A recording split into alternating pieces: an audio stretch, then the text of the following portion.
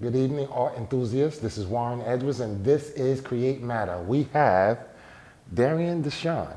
Hello, everyone. All right, so how are you today, sir? I'm fantastic. Thank you so much. I appreciate that. So we're going to be here and we're going to talk about his beautiful array of artwork and just have a concise talk about the process of creation.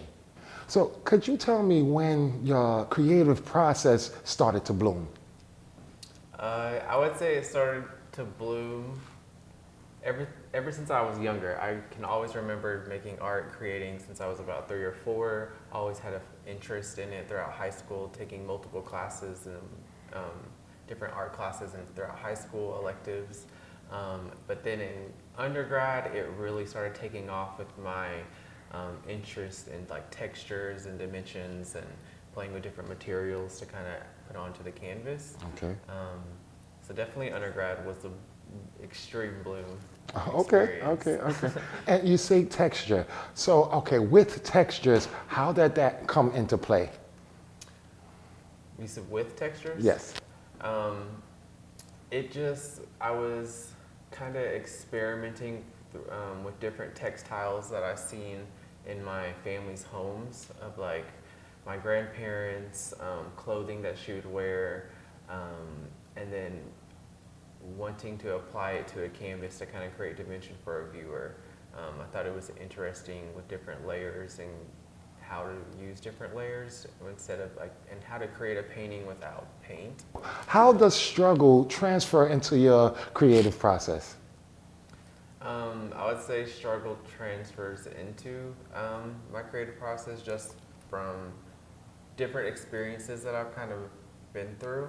Growing up in Arkansas, learning how to deal with understanding what my own identity was, growing up in like an all-white town, dealing with racism, homophobia, just a lot of Southern rooted things that I just had to kind of navigate through in order to kind of just get to where I am now. Okay. So I like to kind of put that into the work to be more vulnerable and let the viewer step inside and get a sense of who I am through what I'm creating. Okay, good. So you said Arkansas.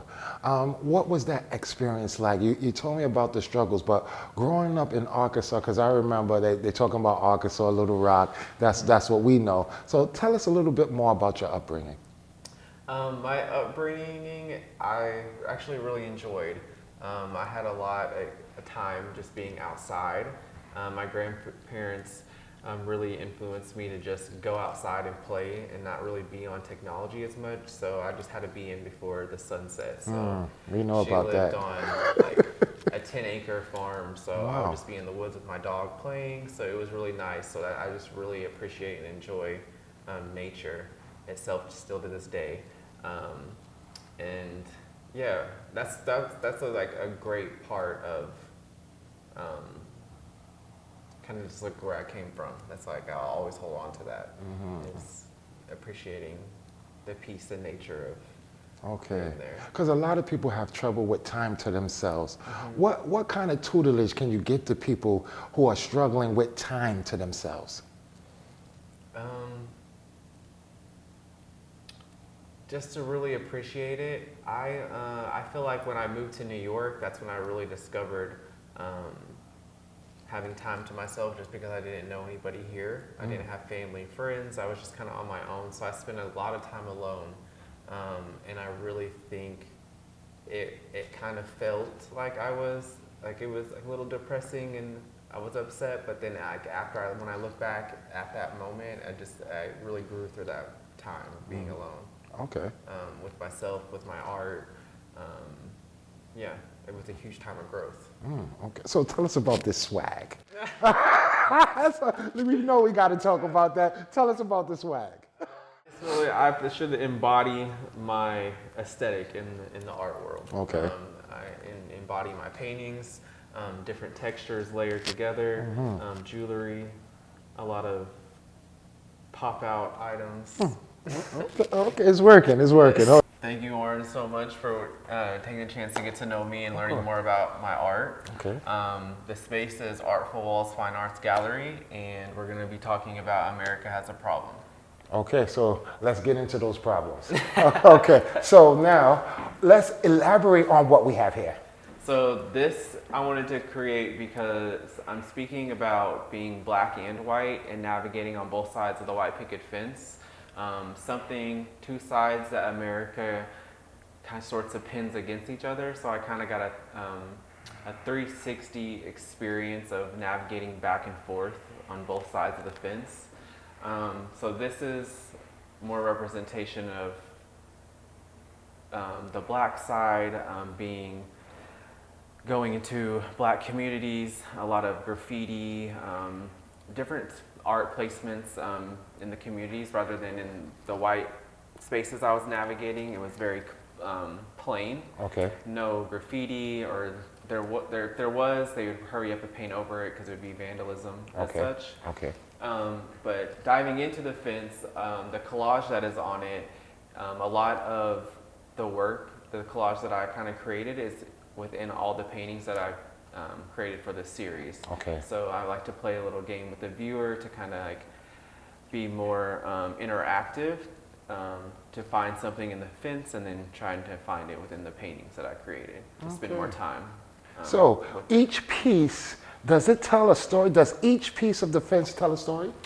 Sections. Okay. Sections of it does. Okay. But it's kind of more of a free-forming, more organic collage. But it still does make sense because it's pulling certain aspects from the paintings into the fence. Okay. And everything's with more intention of like putting it together. Okay. And how about the hanging sneakers here? The shoes is a representation of like an honor or memorial, talking about like when you see the sneakers hanging over the wires in neighborhoods, normally as a passing or someone's passed from in the community is where I'm from. That's interesting. And you see, when the sneakers, it reminds me of when they used to throw the sneakers on the light pole or the telephone wires, and it's all about identity, identifying who's running the area and what's going on in that area. So when you see the sneakers a certain color, a certain brand, you know who runs that area. So it's very interesting, you know. So the color scheme, does that have any wide significance with the piece? Yes, I wanted the color red to kind of pull through all the paintings and the work and the installation, just from the feelings that I was experiencing while painting the series, also pulling and putting myself back in the times that I was painting about, all the emotions that I've kind of experienced, love, feelings of being upset, mad, just all these different red representations of emotion that I was kind of going through while I was growing up and finding my own identity, who I am. Okay. So how about the foliage at the bottom of the gate? So the foliage is, that wasn't my ad. The curator did that. Okay. Yeah, so he was just decorating it Okay. to fit the essence of being outside. Okay. Because he saw it at Artful Harlem and I had it on the grass. Right, right. So he just kind of wanted to maybe mimic that. outside look. Okay. We outside. Yeah. Okay, all right. Yeah, I definitely resonate with this piece. When I look at it, it reminds me of the struggle of getting over the gate, you know, of being enclosed and not having the knowledge to know how to get over the gate, you know, but maybe through our struggles and through the emotions and the energy of that emotion, give us inspiration so we can think creatively to get over the gate. Yes. Okay. I like that. All right, all right. I also like to enjoy the mirror behind it.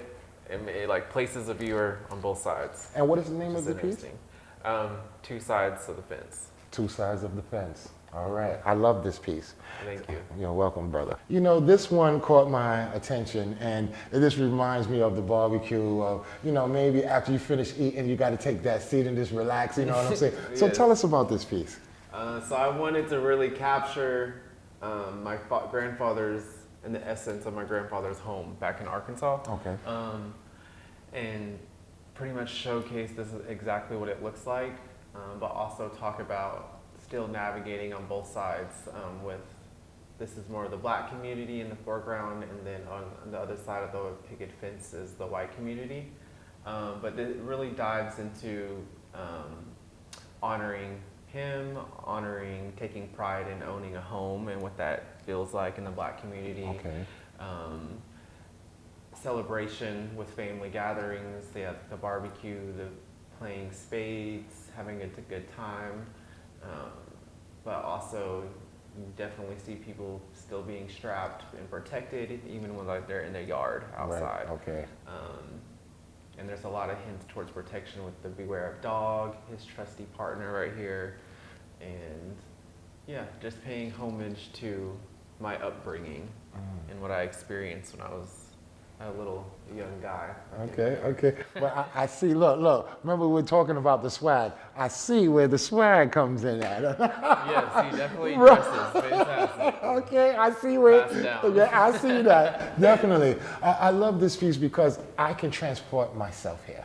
You know, I feel that I'm a part of this community because of the struggles of feeling that I have to protect myself and the people that are around me, especially when I resonate with people of good nature and a good heart. You know, I feel very protective and sometimes overly protective, and you got to back up. But I love the family appeal here, and where everyone's, yes, we have to protect ourselves, but we still have that togetherness. And I love the fact, right, I love the fact that we have that togetherness.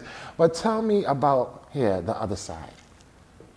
So this is representation of where I ended up going for like elementary school and middle school, high school. Was completely taking out of this environment and placed in something more that I really wasn't used to, but I had to kind of adapt to because we wasn't moving. Okay. So a lot of navigating a space where no one looked like me. Okay. And just making sure, my mom always made sure that we were on our P's and Q's and never getting in trouble, and just staying on top of keeping our head on straight, just because anything that we possibly could do that was even just a subtle thing, they were looking for us to, they would pin something on us just for like getting pulled over for a speeding ticket, whatever. It would just develop into something even more drastic, and just staying in the court system. So she really taught us to, keep our head on straight. Okay. So just going back and forth and dealing, that was the side where I was the first experienced racism, and Okay. Coming back to this side, it was just, I don't know, it was such a weird experience going back and forth between. Okay, and I see a lot of motifs about identity. All right, I see the reoccurring hanging sneakers here. Yes. So tell us about that struggle you had with your own identity. I would say, just being in a school full of white people, and not really not making friends, I guess, with other black people in school, because my friends were white at the time. And it was just a struggle about who I was, but also a struggle like with my queerness, going back and forth between that and being raised in the South, where not a lot of people really understand that lifestyle. Right. And it took a very long time until I feel like I kind of, right before I moved to New York, I finally was more all about who I am, understanding who I was, understanding that I was black never went away. It just was hard struggling with people looking at me differently, because my mom was, again, so good at making sure that me and my brother knew exactly what we was. Okay. So, All right. Well, thank you for this piece Yes, here. of So course. what is the name of this piece? it's named The Hill. The Hill. The Hill. So there we have it. The Hill. Again, what is the name of this piece? This one is called No More Wait. No more? No More Wait. Okay. Yeah. Okay. All right. It looks restrictive. So tell me about the restrictions that I may feel in your piece here. Restrictions. I would say like diving into feeling like some of the restrictions that I kind of went through, Okay. Because it has a lot to do with reclaiming space and like empowerment Okay. of my own identity and own body, because it's pulling from all these narratives from my upbringing of racism, dealing with homophobia, yeah, and America constantly watching this happen, feeling like it's like hovering over me in the background, but just kind of just letting it go, and reclaiming who I am as a, yeah. Why do you think America is watching you? Because it's constantly happening to not just me, but others in the community. You see it on articles, the news, social media every day of Black people going missing, things happening to Black people, and there's just hasn't really been a drastic change where that is Okay. not happening. And what has it done to your emotions, feeling like you're always being peered at?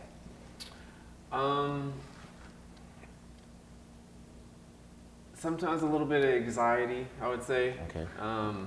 Just making sure, even like just going home back to the South, anxiety levels are high, just even like how the way I'm presenting myself, the way I dress, Okay. making sure everything is very smooth when I go there, because just from past experiences. So the texture of the camouflage, that have any significance? Well, I was wearing it that day, but I wanted it to definitely feel a lot of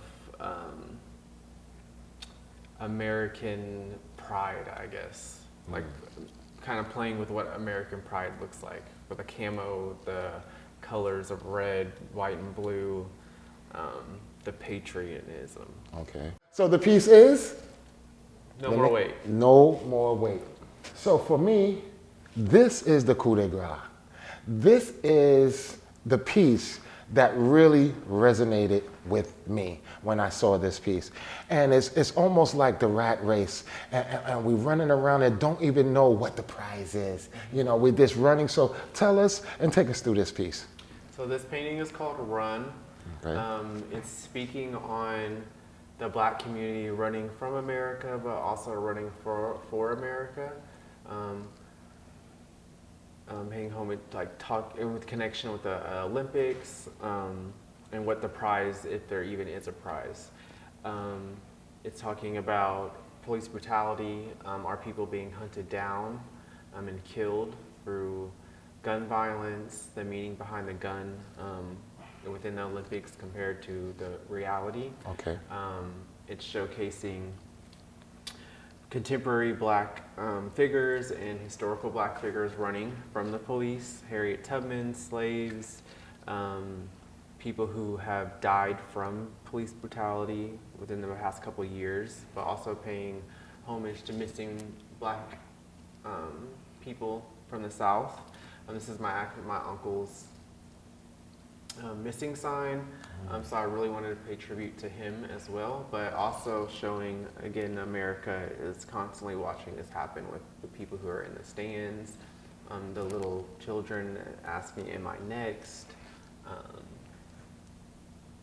Yeah, it's very deep. Yeah, you know, I started to feel the emotion, and you know, when I look at it, it just makes me feel like, okay, what more can I do, you know, to help the situation for us not to feel like we're in dire straits, running around for no apparent reason, and just tiring ourselves out and giving our energy to nowhere and nothing. Yes. So yeah, definitely thank you for this piece. Okay, I really resonate with this piece. Can I have it? I wanted to thank Artful Walls Fine Gallery for displaying this array of fine artwork, and Darian Deshawm. Yes, it's been a pleasure, and thank you for allowing us to see a part of yourself and experience it with you. I appreciate this. All right. Thank you so much. It's been a pleasure. Yes.